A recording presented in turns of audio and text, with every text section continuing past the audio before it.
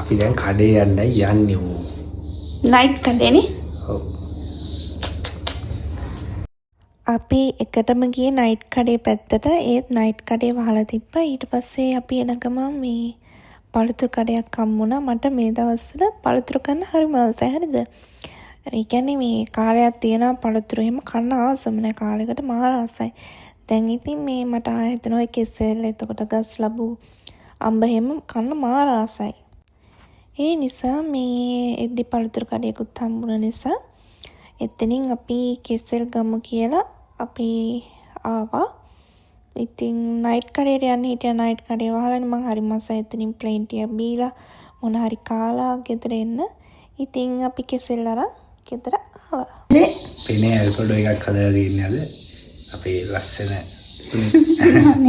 නේ. ඒත් කන්න ඉතින්. හරි කන්න. පිච්චෙනවා කොහෙද?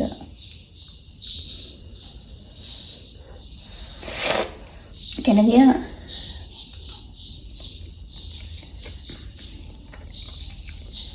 රසයි. වාව් කියලා නේද බයි.